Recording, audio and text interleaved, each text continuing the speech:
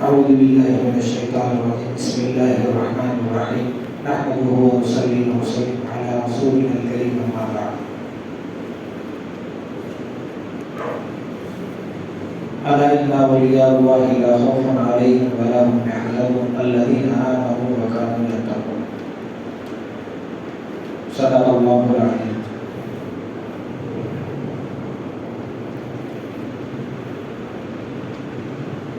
محترم بزرگوں اور دوستوں، اللہ رب العزت نے انسان کا دنیا کے اندر اپنا تعلق ظاہر کرنے کے لیے اس کے اندر کچھ ایسی صفات کو جوڑے رکھا ہے جس کے ذریعے سے انسان اپنے آپ کے اندر خود اس چیز کو محسوس کرتا ہے کہ میرا تعلق اللہ سے جڑ رہا ہے۔ مثال کے طور پر ہم لوگ اکثر یہ دیکھتے ہیں اور زندگی میں بہرحال اس کا تجربہ بھی ہوتا ہے کہ جب آدمی کے اوپر ساری دنیا کی مال و دولت رہنے کے باوجود بھی، اسباب کے رہنے کے باوجود بھی حالات آتے ہیں، پریشانیاں آتی ہیں، ڈپریشن کا شکار ہوتا ہے، پریشانیوں میں مبتلا ہو جاتا ہے، مصیبتیں اس کو گھیر لیتی ہیں، حالانکہ ساری چیزیں اس کے پاس موجود ہیں، پیسہ موجود ہے، بیوی موجود ہے، اولاد موجود ہے، خاندان والے موجود ہے، لیکن اتنا ہونے کے باوجود بھی اپنے آپ کو وہ ایک گھٹن اور تنگ محسوس کرتا ہے۔ تو ایسے حالات میں وہ اللہ رب العزت کی طرف رجوع ہو جاتا ہے۔ مسلمان کی ایک شان ہے، ایمان والے کی ایک شان ہے، اور ہونا بھی چاہیے۔ تو اللہ رب العزت فرما رہے ہیں اگر بندہ کسی حالات میں آ کر گھر کر ڈپریشن کا شکار ہو کر پریشانیوں اور مصیبتوں میں گھر کر جب میرے پاس آتا ہے تو پھر میں اس کو ایسی غذا فراہم کرتا ہوں جو اس کو آسانی اور سکون فراہم کرے۔ ایسا ہوتا ہے، مثال کے طور پر آدمی ساری چیزیں ہونے کے باوجود بھی ڈپریشن کا شکار ہو گیا تو آدمی نماز کے لیے مسجد میں آ گیا، روزہ رکھ لیا، یا اللہ والوں سے تعلقات جوڑ لیا، یا اللہ والوں کی مجلس میں چلا گیا، ایسا راستہ اختیار کیا جس سے اللہ کے تعلق کو مضبوط کرتا ہے یا اللہ کا تعلق ہوتا ہے، تو آدمی کی زندگی بدلتی ہے اور آدمی ان چیزوں سے نکلتا ہے۔ اللہ رب العزت فرما رہے ہیں جب بندہ یہ راستہ اختیار کرتا ہے تو یہ میرا آہستہ آہستہ آہستہ جب مخالف ہوتا ہے تو اس کے راستہ اختیار کرنے کے لیے جو ہے آدمی کو سب سے پہلے ان جھمیلوں کو چھوڑنا پڑے گا جو اس کو پریشان کرے۔ مال آدمی کو پریشان نہیں کرتا، دولت آدمی کو پریشان نہیں کرتی، اسباب آدمی کو پریشان نہیں کرتے، اس کا غلط طریقہ آدمی کو پریشان کرتا ہے، اس کا غلط استعمال آدمی کو پریشان کرتا ہے، اس کا آدمی اگر اس کو غلط رویے سے استعمال کرتا ہے تو آدمی پریشان ہو جاتا ہے۔ مثلا آپ کی اولاد کو آپ لے لیجیے، جب تک آپ اس سے ہنسی خوشی بات کریں ساری چیزیں ہو گئی، جب تک وہ نابالغ ہو اور اس کی تربیت اگر آپ صحیح کرتے ہیں تو آپ کی بات مانتے ہیں۔ اگر وہ بالغ ہو گئی لیکن آپ اپنے ہمدردی کا شکار کر رہے ہیں، ساری چیزیں آپ اپنے سے آپ سے باہر ہو رہے ہیں، تو پھر وہ مجبور ہو کر آپ کی بغاوت کرنے کو کرے۔ تو خود ایسے مثال آپ نے بات صحیح کی لیکن اس کا غلط انداز رکھ دیا۔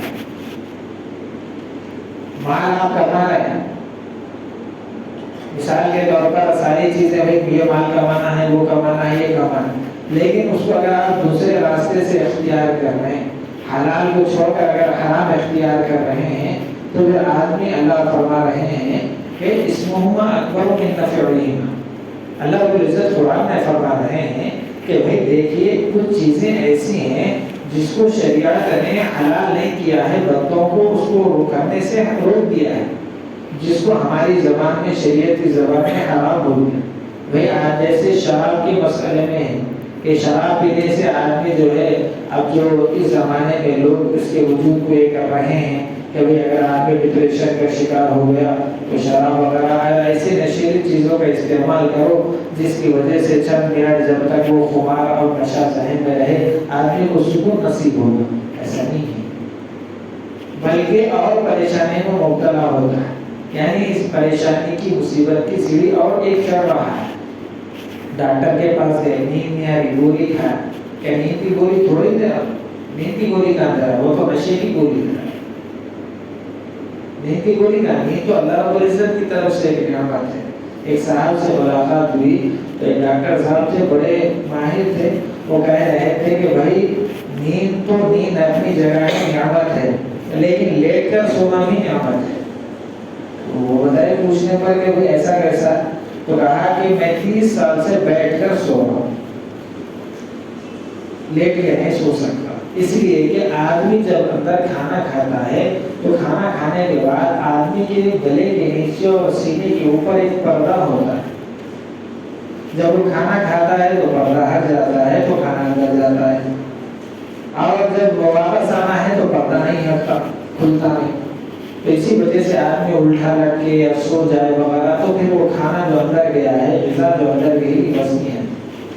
تو وہ بتا رہے تھے کہ میں حالانکہ دنیا کا اتنا بڑا ڈاکٹر ماہر ہوں، اس کے اندر کے اعضاء کا اسپیشلسٹ ہوں، لیکن وہ پردہ میرا خراب ہونے کی وجہ سے میں اس کا علاج نہیں کر سکا، تو جب میں لیٹ کر سوتا ہوں تو پردہ خراب ہونے کی وجہ سے اندر کی غذا بھی باہر ہے، تو لیٹ کر نہیں سو سکتا۔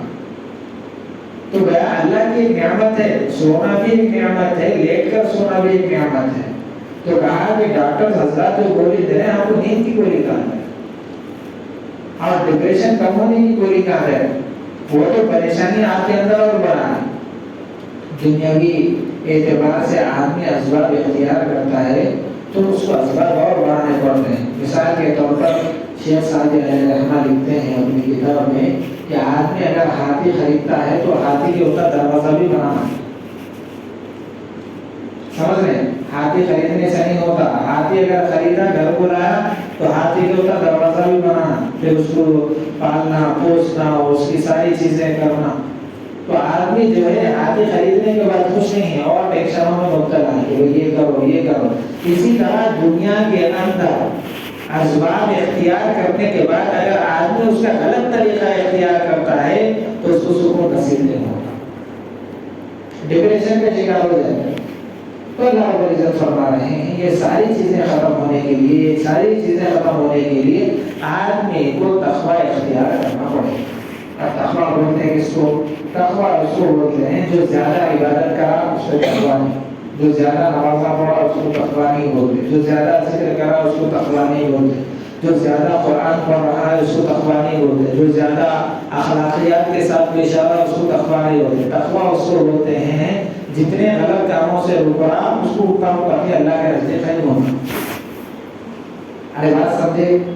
ایک ہے اچھا کام کرنا، ایک ہے غلط کام سے رکنا۔ ایک آدمی ہے مثال کے طور پر نماز بھی پڑھ رہا ہے 5 وقتہ اور نماز سے پہلے کی اور بعد کی سنتوں کا پابند ہے اور ساری چیزیں ایسی اخلاقیات آپ اگر بات کریں تو زبان سے پھول جھڑ رہے ہیں، ساری چیزیں ہیں، لیکن اگر معاملات ملیں گے تو پکا دھوکے باز ہے۔ ایک مثال بتا رہا ہوں، تو حضرت عمر رضی اللہ تعالیٰ کے پاس ایک آدمی گواہ لے کر آیا۔ ایک آدمی آنے کے بعد بولا کہ بھائی میرے کو ایسی تکلیف ہے، ایک آدمی سے پیسے نہیں دے رہا، کیا کروں؟ حضرت عمر رضی اللہ تعالیٰ بولے کہ بھائی تو مقدمہ دائر کرا، ٹھیک ہے، ایک گواہ لے کر آ، گواہ اگر لے کر آیا تو میں سمجھوں گا کہ بھائی واقعہ تیری بات صحیح ہے، تیرے پاس فیصلہ کر سکتے ہیں۔ حضرت عمر رضی اللہ تعالیٰ کے پاس وہ شخص گیا، ایک آدمی کو لے کر آیا، لے کر آنے کے بعد کہا کہ حضرت یہ، تو حضرت عمر رضی اللہ تعالیٰ بولے کہ بھائی شہادت یعنی گواہی دینا اسلام کے اندر آدمی اسی وقت معتبر ہو سکتا ہے جبکہ وہ عادل ہو، عادل ہو یعنی جھوٹا نہ ہو، لوگوں کے نزدیک، 4 لوگوں کے نزدیک معتبر رہے۔ تو بازو ایک آدمی بیٹھا ہوا تھا حضرت عمر کے بازو میں، حضرت عمر رضی اللہ تعالیٰ کو بولنے لگا ارے بھائی یہ بہت دیندار ہے۔ حضرت عمر رضی اللہ تعالیٰ نے پوچھے تو اس کے ساتھ سفر کرا کیا؟ میں نے بولے نہیں کرا۔ اچھا تو اس کا پڑوسی ہے کیا؟ تو حضرت تو نے جواب دیا نہیں ہے۔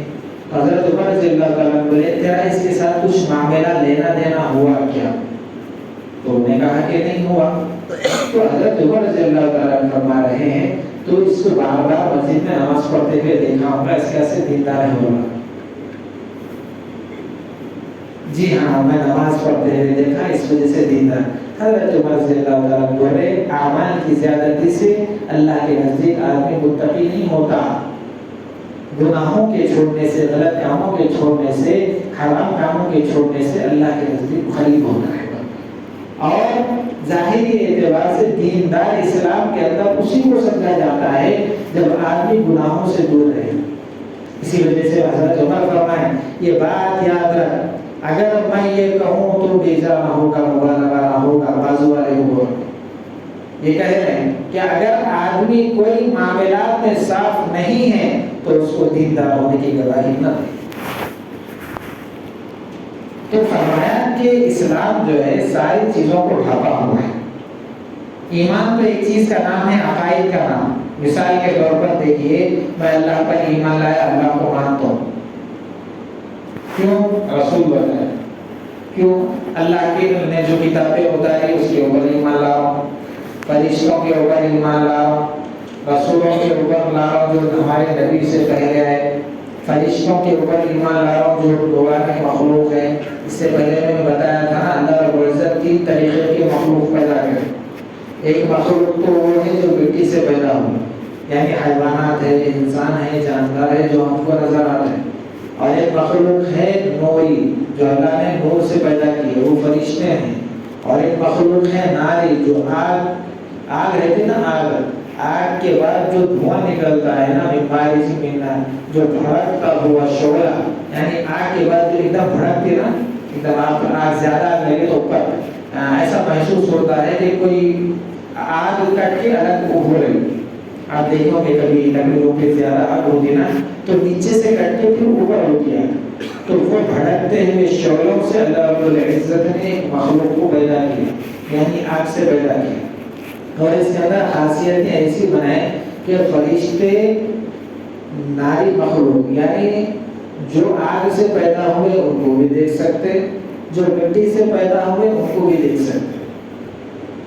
اور انسان یعنی جو مٹی سے پیدا ہوا انہیں نہ آگ سے پیدا ہوئے سوالوں کو دیکھ سکتا، نہ نور سے پیدا ہوئے سوالوں کو دیکھ سکتا، جو اپوزٹ ہوئے. اور رہا بیچ میں یہ جو آگ سے پیدا ہونے والی مخلوق ہے، یہ نور سے جو پیدا ہوئی ان کو نہیں دیکھ سکتے، مٹی سے جو پیدا ہوئی یعنی ہم کو جنات شیاطین دیکھ سکتے. تو گویا کثیف ہے، سمجھ میں آنا، کثیف جس کو موٹا بولتے ہیں اور ایک باریک جس کو باریک بولتے ہیں. اس کو مثال کے سمجھنے کے لیے دیکھیے ہوا ہے، ہوا ہے جیسے مثال کے طور پر آدمی ہوا کو دیکھ نہیں سکتا لیکن محسوس کر سکتا، سمجھ میں. اور بعض چیزیں جیسے کرنٹ ہے، کرنٹ کو محسوس کر سکتا، دیکھ نہیں سکتا. ابھی ایک وائر میں کرنٹ جا رہا، آپ کو معلوم ہوتا ہے کیا؟ آلہ لگا کے دیکھنا پڑتا، سمجھ میں. تو ایسے ہی اللہ رب العزت نے فرشتوں کو، جنات یعنی ناری مخلوق کو اور آگ سے پیدا ہونے والی مخلوقات کو پیدا کیا. تو یہ ساری جو چیزیں ہیں تو یہ اپنی جگہ ہے. تو اللہ رب العزت فرما رہے ہیں کہ فرشتے جو ہیں ان کے لیے تو ہم نے گناہ کا مادہ ان کے اندر سے ختم کر دیا، یہ تو اپنی جگہ ہے. اور رہا جو آدمی ہیں اور ناری مخلوق ہیں اور جو دنیا میں جینے والے ہیں ان کے لیے ہم نے اپنا حکم لگایا ہے کہ آپ برے کاموں سے بچو، اچھے کام کرو. اگر یہ کریں گے تو ٹھیک، ورنہ قیامت کے دن اچھے اور برے کا فیصلہ کیا جائے. اس کی وجہ فرما رہا ہے کہ جیسے فرشتے، ایک تو یہ بتایا کہ جنات فرشتے ہیں، فرشتوں کے بارے میں بات بتائی. فرشتوں پر ایمان لانا ہے، آخرت کے دن پر بھی ایمان لانا ہے. جیسے قرآن میں فرمایا گیا ہے آخرت کے دن 50,000 سال کا رہے گا. یہاں تک کہ فرما رہے ہیں کہ حضرت عیسیٰ علیہ السلام کے زمانے سے لے کر اور پہلے انبیاء کے زمانے سے لے کر جو بھی اٹھ رہے ہیں جا رہے ہیں، تو ان کو قیامت کے دن جب اٹھایا جائے گا تو وہ لوگوں کو کہا جائے گا کہ بھئی ہماری عمر تو 50 سال 60 سال ہے نا. بھائی وہ لوگوں کی عمریں تو زیادہ تھی، 1000 سال 1500 سال 2000 سال 3000 سال عمریں تھی. وہ لوگ یہ کہیں گے قیامت کے دن تو کتنا رہ گیا ہے، بولے تو عصر سے مغرب تک رہ گیا بولے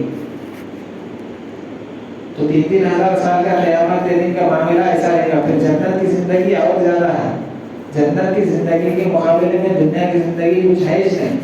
آخرت کے دن کے مقابلے میں اللہ رب العزت جب پوچھیں گے تو کتنا رہ گیا ہے عصر سے مغرب تک. کوئی بولے گا نہیں ظہر سے عصر تک زیادہ وقت ہے نا، ظہر سے عصر تک رہ گیا. تو اللہ رب العزت بولیں کہ اتنی تھوڑی زندگی میں اتنے تھوڑے وقت میں میری نافرمانی کر دیا ہے. تو کہا کہ آخرت کے دن پر بھی ہم ایمان لا رہے ہیں. کون بتائے؟ اللہ کے رسول بتائے. اس کے بعد قیامت کے دن اٹھائے جائیں گے.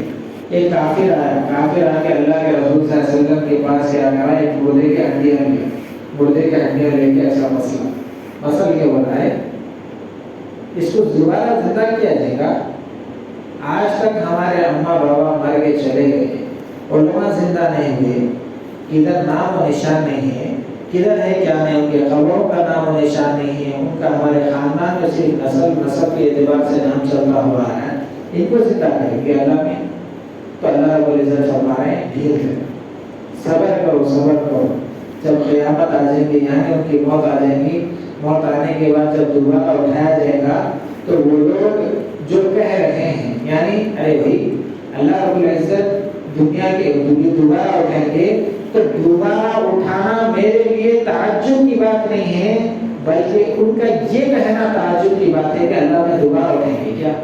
اللہ رب العزت یہ بولیں جب وہ لوگوں کو استحضاء کیا جائے گا، مذاق سمجھیں گے. اب جیسا مذاق سمجھ رہے نا تو ان کے جو بول ہیں ان کے اوپر اس کو مذاق اور ظاہر کرنا. تو فرمایا یہ ساری چیزیں ہیں، یہ تو ایمان ہے. اسلام گھیرا ہوا ہے زندگی، معاملات کو گھیرا ہوا ہے. آدمی کا لینا دینا کیسا ہے آپ کو معلوم ہے. حضرات صحابہ بڑے بڑے ملک، بڑے بڑے ممالک جو ہے صرف تجارت سے پکا ہے. بڑے بڑے ملک ملیشیا انڈونیشیا ایسے بڑے بڑے ممالک صرف تجارت سے پکا. جا کے دیکھنے پہلے تخیلہ نہیں کرے, ساری تجارت معاملہ بھائی دینا کیسا, اور واقعات لین دین ہے برابر, اس کے اندر اتنا کھوٹ ہے, اتنا فائدہ ہے, اتنا نقصان ہے, یہ اس سے اتنا ہوتا ہے, اس سے اتنا ہوتا ہے, معاملات سے. اس کے بعد کیا ہے معاشرت, ازدواجی زندگی گزار کے بتائے اللہ کے رسول, بیویوں کے ساتھ کیسا, بہنوں کے ساتھ کیسا, ماں کے ساتھ کیسا, اولاد کے ساتھ کیسا, بیٹیوں کے ساتھ کیسا, بیٹوں کا کیا رتبہ ہے, بھائیوں کا کیا رتبہ ہے, دوسرے خاندان والوں کا درجہ بدرجہ کیا رتبہ ہے, ہر ایک کا الگ الگ رتبہ ہے. یہ معاشرت ہے, اخلاقیات. اب ہم رہ رہے ہیں جس کے ساتھ, ہم جس کے ساتھ رہ رہے ہیں اس کے بارے میں, ہمارا پڑوسی کیسا رہنا, ہم جس کے ساتھ کسی لین دین کا معاملہ کر رہے ہیں ان کے ساتھ کیسا رہنا, یہ ساری چیزیں اپنی بات. تو کہا کہ ایمانیات جو ہے وہ ایک حصہ ہے, یعنی اور اسلام جو ہے وہ 4 حصے ہیں. تو کہا کہ ہم لوگ نماز پڑھ رہے ہیں, روزہ رکھ رہے ہیں, قرآن پڑھ رہے ہیں, ساری چیزیں کر رہے ہیں, زکوٰۃ دے رہے ہیں, صدقہ کر رہے ہیں, ایک حصہ ادا کرنا چاہیے. اب 4 حصے اس کے اندر ہم ناکام ہیں, یہ بتانا مقصود ہے. تو اللہ رب العزت فرما رہے ہیں متقی آدمی تقوی اختیار کرے. تو کہا کہ تقوی آدمی جب اختیار کرتا ہے تو اس کے اندر سب سے پہلے ایک چیز پیدا ہوتی ہے. کیا چیز پیدا ہوتی ہے؟ وہ ہے نور, باطن کا نور پیدا ہوتا ہے. باطن کا نور کس کو بولتے ہیں؟ باطن کا نور اس کو بولتے ہیں کہ آدمی جب کوئی غلط کام ہو رہا ہے یا صحیح کام ہو رہا ہے تو اس کے اندر پرکھنے کی صلاحیت اس کے اندر پیدا ہوتی ہے. تو آدمی جب متقی بنتا ہے, تقوی اختیار کرتا ہے, تو اس کے اندر اچھے اور برے کی پیدا کرنے کی صلاحیت اور تمیز پیدا ہوتی ہے. اس کو بولتے ہیں نور باطن. نور باطن کا مطلب یہ ہے کہ بھائی پہلے اللہ والوں کے زمانوں سے آپ سنے ہوں گے کہ آدمی جب ذکر کرتا ہے, ذکر کرے تو دل میں ایک نور پیدا ہوتا ہے, یعنی دل روشن ہو جاتا ہے. اگر کوئی گناہ کر رہا ہے تو دل میں کالا نقطہ لگتا ہے, حدیث میں سنے ہوں گے نا بھائی. تو کالا نقطہ جو ظاہری نقطہ ہے نا, وہ ظاہری نقطہ نہیں. نقطے کا مطلب یہ ہے کہ اس کے اندرونی جو نورانی صفت ہے وہ آہستہ آہستہ ختم ہو جاتی ہے, اور جب ذکر کرتا ہے تو پھر ایک نورانی صفت اس کے اندر ظاہر ہو جاتی جو دل کے پہلو میں ہے, یعنی موٹے کے قریب میں اور دل کے پہلو میں. وہ ایسی نورانی صفت ہے جس سے آدمی حق اور باطل کے درمیان میں فرق کر سکتا ہے. کیوں کم کر سکتا ہے؟ اس وقت کر سکتا ہے جب آدمی غلط کاموں سے بچے, تقوی اختیار کرے. تقوی کا مطلب گناہوں سے بچنا. گناہوں سے بچنا تقوی ہے, عبادت زیادہ کرنا نہیں. آدمی گناہوں سے بچے تو خود بخود عبادت کی طرف متوجہ ہو جاتا ہے, اور توبہ کرتے رہنا ہر وقت. بھائی یہ گناہ ہو گیا, شاید انجانے میں گناہ ہوا, شاید جان بوجھ کر گناہ ہوا, شاید توبہ کہتی آتے رہنا, تو تقوی بن جاتا ہے. تو کہا کہ سب سے پہلے یہاں تک کہ فرمایا کہ آدمی کو اللہ رب العزت تقوی اختیار کرنے کی بنیاد پر کبھی بھی باطل کے اوپر موت نہیں دیتا. غلط راستے پر قائم ہونے کے بعد موت نہیں دیتا. یہاں تک کہ فرمایا جس طرح آدمی کے مقدرات میں رزق ہے, ہر دانہ اس کے مقدر میں ہے, آدمی کھانے کے بعد ہی اس کی موت آتی ہے, اسی طرح وہ حق پر آنے کے بعد ہی اس کی موت آتی ہے. یہاں تک کہ فرمایا اللہم ارنا الحق حقا وارزقنا اتباعہ. یہاں پر رزق کا لفظ ہے. کیا فرمایا کہ جب آدمی حق اختیار کرتا ہے, یعنی تقوی اختیار کرتا ہے, تو جس طرح دانے دانے پہ لکھا ہوا کھانے والے کا نام جیسا بولتے ہیں ہم, اسی طرح اللہ رب العزت حق کے اوپر اس کو موت دیتا ہے, یعنی ایمان کے اوپر موت دیتا ہے. غلط راستے پر, غلط چیز پر برا خاتمہ اس کا نہیں کرتا. دوسری چیز یہ فرمایا کہ جہاں کہیں پر بھی ہو آدمی اگر تقوی اختیار کر رہا ہے تو کہیں پر چاہے مصیبت پہ کہیں پھنسا ہوا ہو, آدمی مصیبت سے نکل جائے. جیسا ایک صحابی آگے بولے کہ بھائی اللہ کے رسول کہ میرا ایک لڑکا قید ہو گیا, اب کیا کرو؟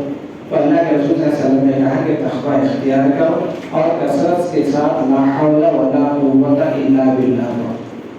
تیرے بیٹے کو بھی بول, تو بھی پڑھ, اور تیری گھر میں بھی بول, اور جتنے پڑھنے والے ہیں سب کو بول.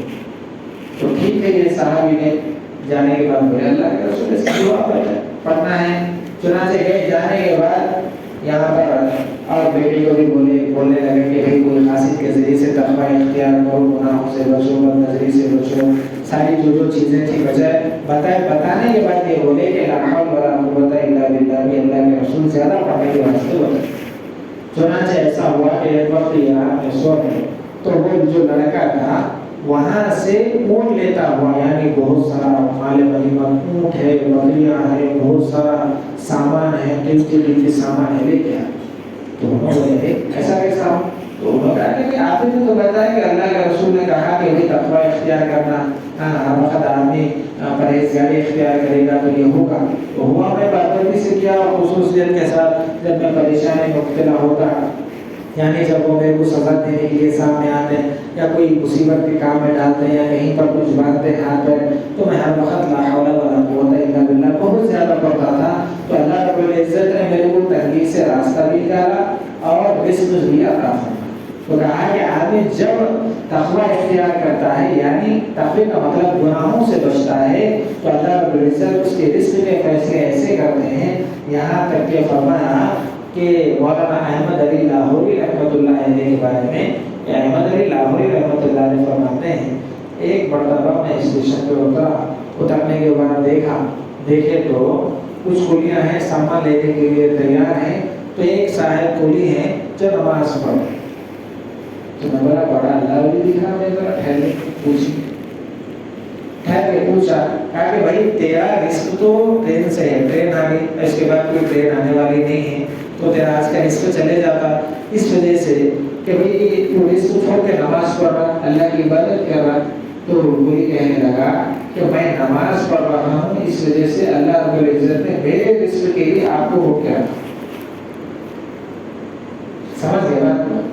मैंने अहमद अली लाहौरी रहमतुल्लाह अलैह को बोला, मैं कुली हूँ, मैं नमाज पढ़ रहा हूँ, इस वजह से मेरे रिस्क के लिए आप तमाम कुलियों से हटकर मेरी तरफ नजर रखिए, तो मेरे रिस्क के लिए अल्लाह रब्बुल इज़्ज़त ने नमाज पढ़ने की वजह से आपको रोक के रखा। चलो मैं आपका सामान उठाऊं, तो हज़रत अहमद अली लाहौरी रहमतुल्लाह अलैह कह रहे हैं हम इस वजह से रुका भाई, कम से कम मैं नमाज पढ़ा, नमाज पढ़ने तक तो ठहर जाएंगे, बस मेरा रिस्क में छोड़ना हुआ, चलो सामान उठा के चलो। तो अल्लाह रब्बुल इज़्ज़त ने सब ऐसे इंतजाम कर रहे हैं। अगर अल्लाह रब्बुल इज़्ज़त के अहकाम की पाबंदी अगर नहीं कर रहा, रिस्क मुक़द्दरात का मिलता, लेकिन ज़रा टाइट मिलता, परेशानियों से मिलता, मुसीबतों से मिलता, आफतों से मिलता और बीमारियों से मिलता, हालात से मिलता, आज़माइशों से मिलता है, रिस्क मुक़द्दर का मिलता है, लेकिन इन हालात के बाद मिलता। लेकिन अगर आदमी फर्माबरदारी कर रहा है तो आसानी के साथ रिस्क मिलता है। इससे पहले भी मिसाल दिया था, अभी मिसाल दे रहा हूँ। जिस तरह मुर्गी को हम कटोरे में या परिंदे को हम कटोरे में दाना डालते हैं तो खाने के लिए उसको आसानी होगी, तो और अगर हम फेंक दें, वो भी कटोरी में है, वो भी पूरा खा रहे, फेंक दें तो इधर उधर चुन के खा रहे हैं, तो गोया अगर अल्लाह की नाफरमानी कर रहा है तो अल्लाह रब्बुल इज़्ज़त रिस्क को तकसीम कर रहा है, उधर से ले, उधर अदालत से ले, उधर दवाखाने से ले, उधर उसके पास सिफारिश करके ले, उधर पैरा पड़ के ले, उधर पेट में मुंडी डाल के ले, ऐसा करना। और अगर तुम यही फर्माबरदारी करेगा तो देख बगैर बोले के लोग तेरे पास आएंगे, फोन करेंगे, भाई ऐसा मामला करना है, ये डीलिंग करना है, ऐसा काम करना है, वैसा करना है, अरे बात समझ में नहीं है। तो खुद ब खुद अल्लाह रब्बुल इज़्ज़त रिस्क को अपनी तरफ ढलान की तरह ढकेलते हैं, लेकिन कुछ ऐसा महसूस होता है कि भाई तक़वा इख्तियार करने वालों को ज़ाहिर एतबार से आदमी परेशानी में मुब्तला देखता है कि भाई अक्सर देखते हैं कि भाई अच्छा काम करने वालों को, नेक काम करने वालों को तकलीफ होगी। उसको मिसाल से समझो, एक आदमी है बिरयानी खा रहा है, तो मिर्ची वगैरह चटपटी बिरयानी है, तो पसीना भी आ रहा, नाक से भी जा रहा, उधर से जा रहा, इधर से जा रहा, पोछ रहा खा रहा दस्ती से। अब सामने वाला देख रहा कितना परेशान हो रहा है, समझ में आया ना? कितना परेशान है, कितनी तकलीफ में है, कितनी मुसीबत में है, लेकिन खाने वाले को मालूम उसको कितना मजा है, समझ में आया? तो आदमी अच्छा काम, अच्छा तरीका, अल्लाह की फरमाबरदारी करने के बावजूद भी परेशानियां आते हैं, लेकिन जैसे चिकनाहट पे पानी गिरने के बाद ढल जाते हैं, इसी तरह परेशानियां आए, मुसीबत आए तो उसको महसूस नहीं होता। थोड़ी देर के बाद से कुछ गमज़दा होता, बशरी तकाज़े के एतबार से फिर ख़त्म हो जाता। भाई मुक़द्दरात का फैसला है, अल्लाह जो कुछ कर रहा है कर रहा है। तो फरमाया मुत्तक़ीन की सिफात ये है कि सबसे पहले मुत्तक़ी वो आदमी होता है जो वफादारी करता, वादा खिलाफी नहीं करता, جو بھی بات بول رہے سچ بول، ہر کام میں کھٹاکھٹ ہے، اور یہ ہے یہ ہے یہ ہے، ہیرا پھیری نہیں ہے، دو رنگی نہیں ہے، ساری چیزوں میں وفاداری کا مسئلہ ہے۔ متقی کی صفت اللہ رب العزت قرآن میں فرمایا 8 صفات بیان کی۔ متقی کون ہوتا ہے؟ کہ کہا وفاداری کرنے والا، ہر چیز میں وفا کرنا۔ ایک آدمی ایک مرتبہ بات بول دیا تو یہاں تک کہ آدمی اگر یہ بات بولنے کے بعد دوسرے اتنا اعتبار کرنا کہ بھائی ایک مرتبہ فون چلے گا، وہ بات بول دیا اور وہاں بول دیا اور وہ وقت پہ کام کر دیا، اتنا اس کو اعتبار ہو گیا۔ آپ کو معلوم ہے تجارتی مراکز میں، کاروباری لائن میں جتنے مسلمانوں کی شبیہ اور صورت حال خراب ہے دنیا کے اندر کسی قوم کی نہیں۔ کیوں؟ معاملات کا لینا دینا اور وفاداری کا مسئلہ ہمارے پاس صحیح نہیں، پوری شبیہ خراب ہو گئی۔ یہ بات بھی یاد رکھو، دیکھو بھائی ہم لوگ یہ سمجھتے ہیں کہ بھائی ہم تو نہیں کر رہے، ایک آدمی بھائی کوئی نہیں کرنے والا ہے کہ ہم تو نہیں کر رہے نا، دوسرے کر رہے ہوں گے۔ دیکھو جہاں پر بھی اعتبار ہوتا ہے کسی چیز کا وہ اکثریت کے اعتبار سے ہوتا ہے۔ 1 روپیہ ہے، 1 روپے کے اندر اگر 12 خراب ہیں تو اس کو پورا خراب ہو، سمجھ رہے ہیں؟ تو مسلم قوم کے اندر، ہمارے قوم کے اندر اگر کچھ لوگ ہیں تو سدھار لا سکتے، لیکن اکثروں کا حال رہنے کی وجہ سے کیا ہے، سب کے اوپر یہ حال آتا ہے۔ تو معاملات کے اندر وفاداری نہیں ہے، تو کہا اللہ کے رسول صلی اللہ علیہ وسلم، اللہ رب العزت نے قرآن میں فرمایا متقی کی سب سے پہلی صفت یہ ہے، یعنی متقی جس کو اللہ کا دوست کہتے ہیں اس کی سب سے پہلی صفت یہ ہے کہ وفاداری، وفاداری ہر جگہ وفاداری۔ جو بات ہو سکتی کرنا ہے، نہیں کرنا ہے تو صاف بول دینا کہ میرے سے نہیں ہو سکتا، کھٹا کر چلو۔ ہاں اگر وہاں پر مصلحت خدمت کچھ ایسی چیزیں ہیں جس کی وجہ سے ہمارا مال کا نقصان زیادہ ہو جائے، جان کا نقصان ہونے کا اندیشہ ہے، تو وہاں پر کچھ ایسی مصلحت حکمت اختیار کرنا ہے کہ جس کی وجہ سے ہماری شبیہ خراب نہیں ہو۔ دیکھو بھائی ہر اعتبار سے آدمی پورا کام اگر پورا کر رہا ہے تو نقصان ہو جاتا ہے نا، تو کچھ ایسی صورتیں اختیار کرنا ہے کہ جس کی وجہ سے نہ ہم غلط ہونا نہ سامنے والا غلط سمجھنا۔ تو اسی وجہ سے فرمایا ایک تو وفاداری ہے، دوسری متقین کی صفت یہ ہے کہ ہر وقت وہ رشتہ داری کے معاملے میں بہت آگے ہے، جوڑنے کی فکر میں ہے۔ متقین کی صفت کہیں بھی توڑتے ہیں۔ دیکھو سب سے اہم بات یہ ہے کہ رشتہ داری کو توڑنے کے مسئلے میں اللہ کے رسول صلی اللہ علیہ وسلم کے پاس ایک صحابی ہے، اے اللہ کے رسول صلہ رحمی کیا ہے؟ اللہ کے رسول صلی اللہ علیہ وسلم نے فرمایا صلہ رحمی وہ ہے جو تجھ سے توڑے، یار اس کو تو جوڑ، جو تجھ سے دور ہو جائے اس کو تو قریب کر۔ فرمایا کہ جو تجھ سے ناراض ہے تو پہل کر، تیری طرف سے جو کام ہے تو کر لے، اگر سامنے والا نہیں کر رہا تو اس کا ذمہ دار ہے۔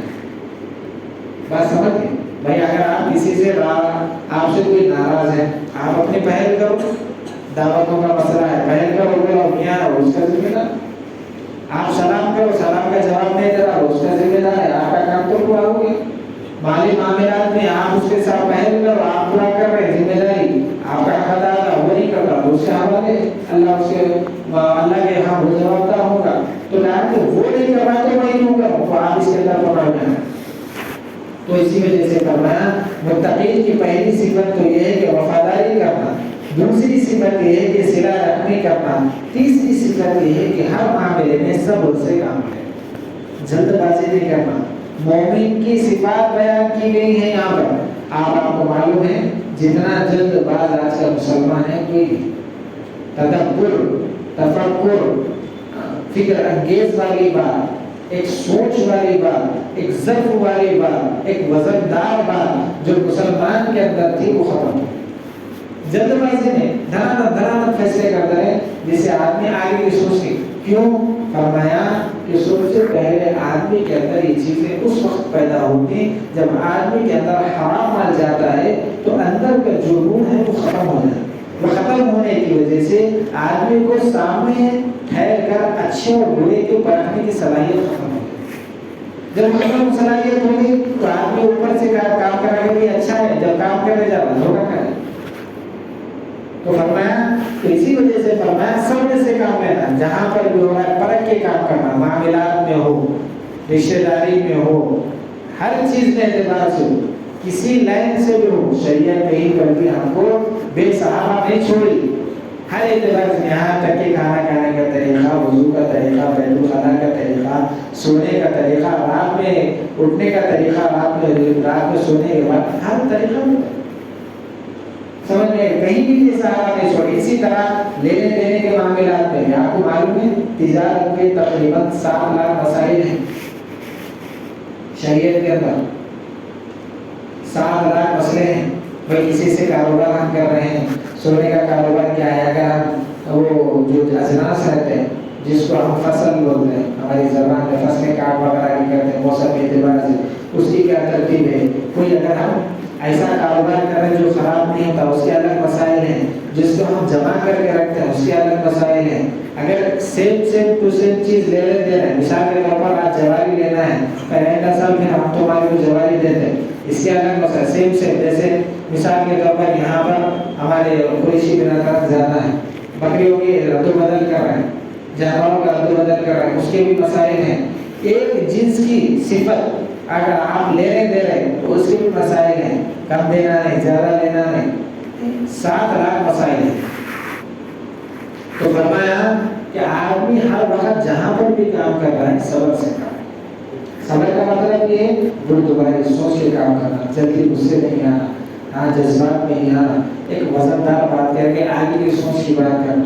تو یہ متقی کی صفات ہے۔ کہا کہ متقی کی صفات یہ بھی ہے کہ ہر وقت خوف خدا اس کے دل میں رہتا ہے کہ بھئی یہ کام کرو جس سے اللہ راضی ہے، میں راضی، بھئی یہ کام کرو۔ دیکھو ایک دنیا ہے، ایک دین ہے، مال، دولت، شہرت، رتبہ، کرسی، اسباب، جائیداد، گھر، یہ ساری چیزیں جو دنیا میں ہم کو نظر آ رہی ہیں، یہ اس وقت دنیا بنتی ہے جب کہ یہ ہم کو اللہ سے دور کرے۔ اگر یہی چیزیں اگر ہم کو اللہ سے قریب کر رہی ہیں تو یہ دنیا نہیں دین نہیں۔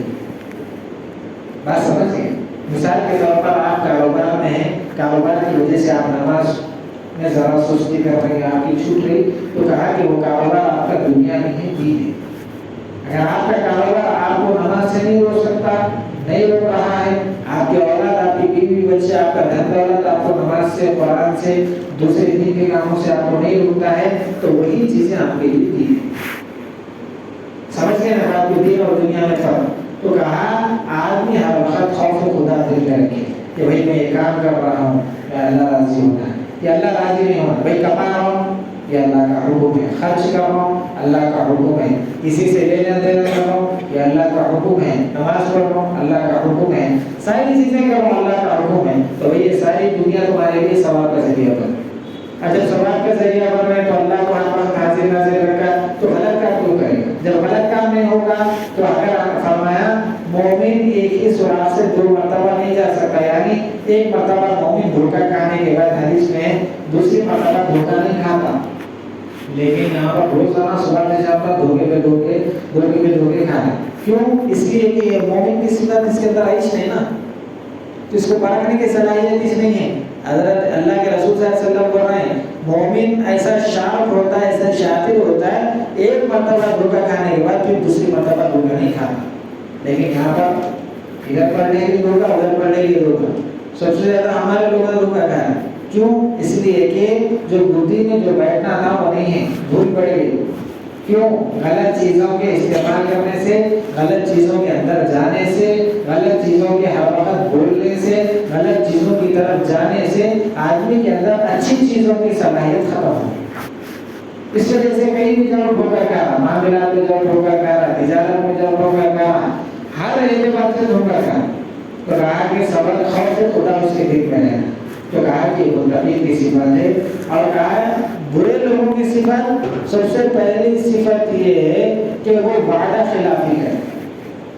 وعدہ خلاف، جہاں پر بھی جاؤ جھوٹ، جہاں پر بھی جاؤ میں ایسا جھوٹ نہیں، جو وعدہ خلاف، ارے کر دے تو بالکل آپ بے فکر رہو، آپ کے پاس پہنچ جائے کے سامان، انہیں کدھر کی انہیں کدھر۔ سمجھ میں منافقین یہ فرما برے لوگوں کی صفت ہے وعدہ خلافی۔ اللہ کے رسول صلی اللہ علیہ وسلم نے فرمایا کہ منافقین کی 3 علامتوں میں سے ایک علامت یہ ہے کہ وہ ہر وقت وعدہ خلافی کرتے، اور کافروں سے مشرکوں سے سخت عذاب منافقوں کو ہوگا. ان المنافقین فی الدرک الاسفل من النار. ایک طبقے ہیں جہنم کے، طبقے ہیں کہ بھائی ایمان والوں کا ایک طبقہ ہے جو گناہ کرنے گئے، اس سے کم زنا والوں کا طبقہ، یعنی جو زیادہ سے زیادہ گناہ کرتے جا رہے ہیں.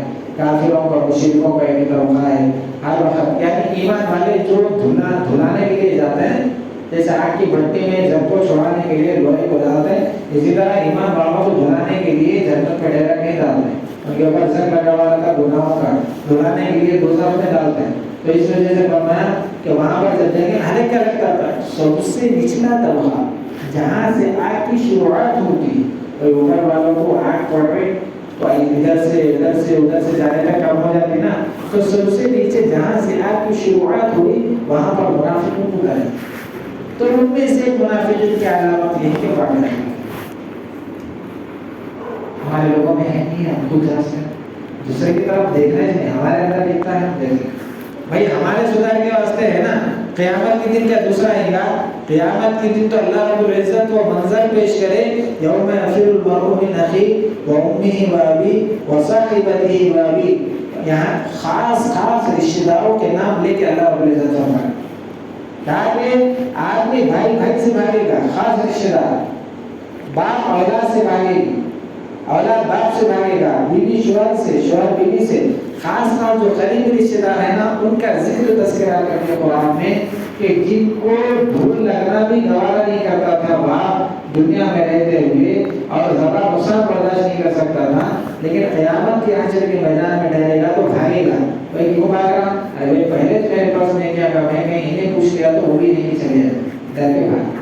تو ویسے ماحول میں اللہ رب العزت فرمائے ویسے ماحول میں آدمی کرنا. تو کہا کہ قیامت کا تذکرہ تو ایسا ہے، تو بھائی وہ حالات ایسے ہیں تو اس سے پہلے آدمی خود اپنی فکر کرنا ہے، کرنے کی سدھارنے کی. اس کے بعد یہاں تک کہ فرمایا کہ سب سے پہلے وعدہ خلافی روایتی برے لوگوں کی صفت ہے، یعنی اللہ سے دور ہونے کی صفت ہے. اور دوسری صفت یہ ہے کہ رشتہ داری کو توڑ دیتے ہیں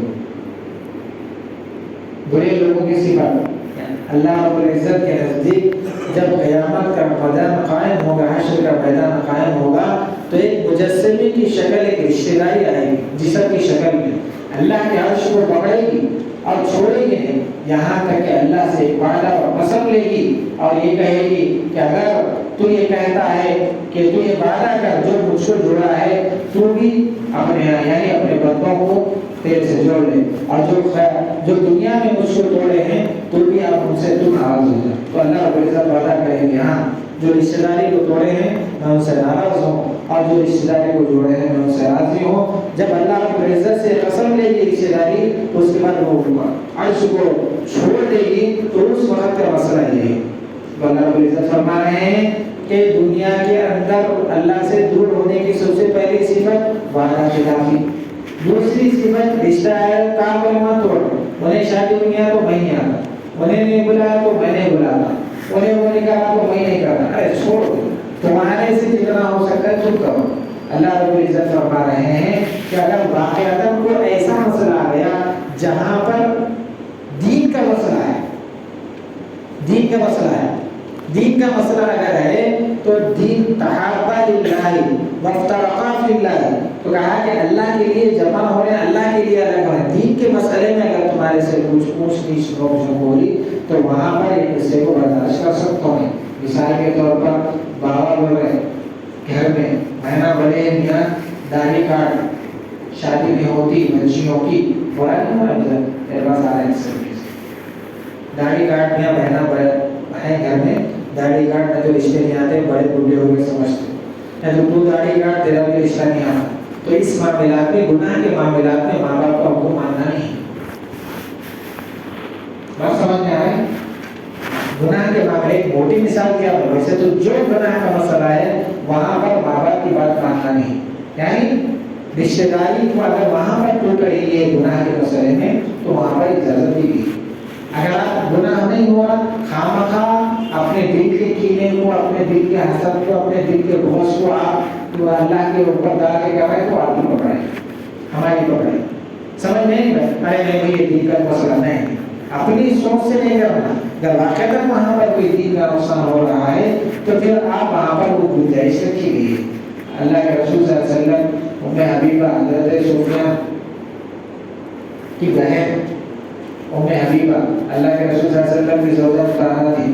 جب ان کی والدہ مدینہ المنورہ جب آئی ملنے کے واسطے تو انہوں نے کیا کہا اماں سے آئی بول کے اللہ کے رسول جو بستر پہ سوتے تھے اٹھا دیے, اٹھا کے اوپر رکھ دیے, اٹھا کے اوپر رکھ دیے. اماں بولی اماں کا احترام اسلام میں نہیں ہے, دین مذہب میں نہیں ہے, تو بڑے نہیں پاک بستر ہے اللہ کے رسول کا بستر نہیں کر سکتی. حالانکہ ماں کا احترام تھا تو انہوں نے کہا کہ نہیں کر سکتے. اس کے بعد کہا کہ بھائی دین کے معاملے میں جہاں پر بھی آتا ہے رشتہ داری کا مسئلہ ہے, لیکن فرمایا دین کا مسئلہ نہیں ہے تو پھر کہا کہ رشتہ داری کا مسئلہ سامنے ہے. جو رشتہ داری کو توڑے گا اللہ رب العزت اس سے قیامت کے دن ناراض ہوگا.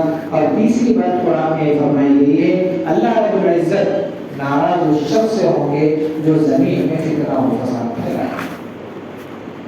ناراض سے ہوں گے تو زمین میں فتنہ و فساد پھیلائے. فتنہ و فساد کا مطلب ادھر جا رہا ہے ان کی بات کرنا, ادھر جا رہا ہے ان کی بات کرنا, ادھر جا رہا ہے ان کی بات کرنا, ہر جگہ جا رہا ہے ان کی بات. نہیں بھائی صحیح, ارے بس آیا ہو بیکار نہیں, پھر یہ مجلس سے اٹھا ادھر گیا, پھر یہ مجلس سے اٹھا یہ گیا ادھر ہے. تو یہ فساد مچانے والے لوگ ہیں جو اللہ رب العزت فرما رہے ہیں یہ میری رحمت سے دور ہیں. اللہ رب العزت ہم کو جو کام بتائے گئے ہیں ان پر عمل کرنے کی اور جن سے دور ہو رہے ہیں ان سے ہم کو بچنے اور بچانے کی توفیق نصیب فرمائے. اور خصوصیت کے ساتھ آج کا جو مسئلہ ہے کل کا جو روزہ ہے اس بارے میں ہدایتیں ملتی ہیں, رکھ سکتے ہیں. اور دوسری بات یہ ہے کہ قبرستان جا رہے ہیں تو جا سکتے ہیں, چپکے سے جائیں چپکے آ جائیں.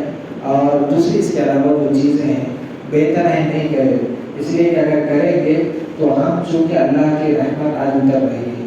اللہ رب العزت فرما رہے ہیں کہ بھائی یہاں پر اس رات میں کہ میں ہر آدمی کو جو بیمار ہیں اللہ رب العزت فرما رہے ہیں کہ جو تمام دنیا سے بیزار ہو گیا ہے میرے جلد پڑ گئے مانگ میں تیرے علاج کی بیماری علاج بیماری کا علاج میں دینے کے لیے تیار, بسکٹ سے پریشان ہے میں تیار ہوں, مغفرت کے لیے تیار میں تیار ہوں, مغفرت مانگ ہر چیز جو حاجت دنیاوی ہو یا دین ہو میں کرنے کے لیے تیار ہوں. لیکن بندہ ان چیزوں کو چھوڑ کر غیر الگ چیزوں میں پڑ رہا ہے تو اللہ رب العزت جہاں پر دینے کے لیے آئے ہیں اگر بندہ اگر لینے کے لیے تیار نہیں ہے تو اللہ کو دینے سے نہ ہوئی. پھر سال بھر ادھر ادھر بھٹکتا کیوں پھر بندہ آج لینے کا وقت ہے, آج کے رات لینے کا وقت ہے. اگر مسجد میں نہیں کر سکتے, اگر مسجد میں گنجائش نہیں ہے گھر میں بیٹھ کے کرو, تہجد تک پڑھو یا جتنا بھی سہولت ہے کرو, انفرادی اعمال کرو. سب سے پہلے تو یہ ہے کہ آج کل جو نفلیں وغیرہ پڑھ رہے ہیں یہ تو اپنی جگہ ہے, لیکن آدمی کے لیے بہتر یہی ہے کہ زندگی میں جو قضا نمازیں ہوئی ہے وہ کرے. دیکھو ایک آدمی ہے, آپ کے پاس کچھ پیسے رکھے ہوئے ہیں, ایک طرف آپ کا قرضدار کھڑا ہو, ایک طرف آپ یہ چاہتے ہیں کہ کوئی مانگنے والا ہے, ہاں مانگنے والا ہے تو آپ یہ چاہتے ہیں کہ بڑا میں محتاج ہے, بچی کی شادی ہے, بڑا پاس ہے, فالج ہے, ایک طرف قرضدار ہے. اگر آپ خود بولیے اگر انہیں کیا کرا سائل مانگنے والے کو دے دیا تو احرام بولیں گے اس کو, بیوقوف بولے ارے بیوقوف پہلے تو خود محتاج ہے, تو خود قرضدار ہے, قرضدار کو دے دو. تو ایسے ہی آپ نفیلہ وغیرہ جو ہم پڑھ رہے ہیں پہلے ہم یہ سوچیں کہ ہماری زندگی میں بالغ ہونے کے بعد ہمارے اوپر کتنا بڑا فرض قضا ہونا. سوچیں نیت کریں. اب یہ جو موقع آ رہے ہیں مغفرت کے آتے ہیں, برکت کے آتے ہیں, اس کے اندر آدمی کوشش کرے کہ میری قضا نماز ہوگی لے کے جگہ ایک دن کی نمازیں ہوئی تو ایک دن کی نماز پڑھے, 2 دن کی نمازیں ہو رہی تو 2 دن کی پڑھے. زیادہ استغفار تو بات اللہ رب العزت فرما رہے ہیں کہ بندہ ان چیزوں کے ذریعے سے میرے قریب ہو رہا ہے. تو جو چیز کرنا ہے بندہ اگر وہ کر رہا تو اللہ رب العزت بھی راضی ہوگی. جو چیز نہیں کرنا ہے وہ کر رہا ہے, بھائی ریزی کر رہے ہیں, پٹاخے پھوڑ رہے ہیں, وہ کر رہے ہیں, یہ کر رہے ہیں, یہ چیزیں کرنے کی تھوڑی, یہ چیزیں کرنے کی نہیں ہیں. دیکھو بھائی اللہ رب العزت فرما رہے ہیں کہ بھائی میں مغفرت کرنے کے لیے, رزق دینے کے لیے ساری چیزوں کے بہانے ڈھونڈ رہا ہوں محنت کے, میں ساری چیزوں کے میں نیچے آیا آسمان کے, اور یہ بندے آپ کو آسمان کی طرف بھیج کے جہنم کی دعوت قبول کر. بھائی جہنم کی آگ آ گئی, آگ آ گئی, تو کہا کہ یہ ساری چیزوں کا پرہیز کرنا ہے. دیکھو ایک चीज़ है। आदमी गुनाह करना या गुनाह में मदद करना या गुनाह में मदद का जरिया बनना एक ही दर्जे का।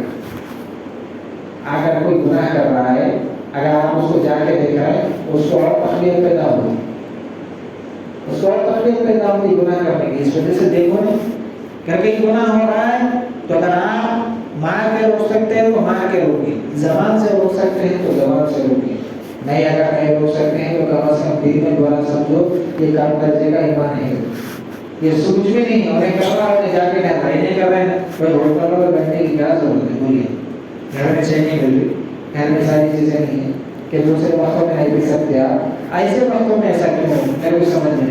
इस वजह से इस रात में मीटिंग वगैरह जमाना वो करना ये करना। देखो अगर आपको नींद नहीं आ रही जिक्र करो, मीटिंगें वगैरह सब लगा के आप अपने ऊपर ऐसा काम मत करो जिसकी वजह से इबादत के बजाय आपके ऊपर गुनाह आ जाए।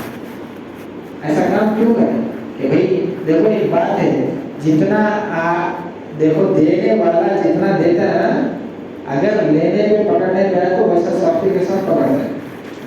जितना बड़ा आदमी होता है ना, भाई इतनी बड़ी तनख्वाह दे रहा हूँ, इतना बड़ा कंपनी का मालिक है, तनख्वाह अगर दे रहे तो पकड़ने गया तो पकड़ता भी वैसे आदमी नहीं का नहीं रहता।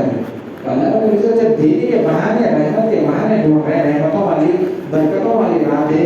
अगर आदमी मुसलमान एक ईमान वाला अगर गलत काम कर रहा है तो अल्लाह की तरफ से पकड़ भी तो आएगी ना, जैसे दे रहे हैं वैसे सख्ती के साथ पकड़ भी करेंगे। इसी वजह से खुसूसियत के साथ मैं हर वक्त हर जहाँ पर भी हो खुसूसियत के साथ इन बातों में बोलता हूँ कि भाई अगर आप कर रहे हैं मस्जिद में बैठिए, एतिकाफ की नियत करके बैठो, ना फिर एतिकाफ की नियत करके बैठो, इबादत जितनी भी करो, नहीं कर सकते हैं तो आराम करो, या घरों में जाके आराम करो, या घरों में नहीं जा सकते वहाँ नहीं कर सकते इबादत करो। अगर वहाँ इज्तिमाई इबादत नहीं कर सकते तो अलग अलग इबादत करो, जितना हो सके इबादत करे, फिर आराम करे। कोई ज़रूरी नहीं है कि रात भर जाके आदमी अपने जिस्म के ऊपर बोझ डाल के इबादत करे, नहीं। शरीयत आदमी को मुकल्लफ ऐसे बनाई है जितना वो काम कर सकते। आप एक दिन में कुरान पढ़ रहे हैं, आपके ज़हन पे बोझ हो रहा है, शरीयत इजाजत नहीं देती। आप मुख्तसर काम करो, सही काम करो, हर वक्त काम करो, इस्तिकामत के साथ काम करो, शरीयत ही बताए। इसके अलावा शरीयत आपकी इजाजत नहीं देती। समझ में? अल्लाह ताला हमको इन कामों से जो अल्लाह नाराज़ होते हैं बचने की बचाने की तौफीक नसीब फरमाए। इससे अल्लाह राज़ी होते हैं वो करने कराने की तौफीक नसीब फरमाए। दुरूद शरीफ पढ़ें।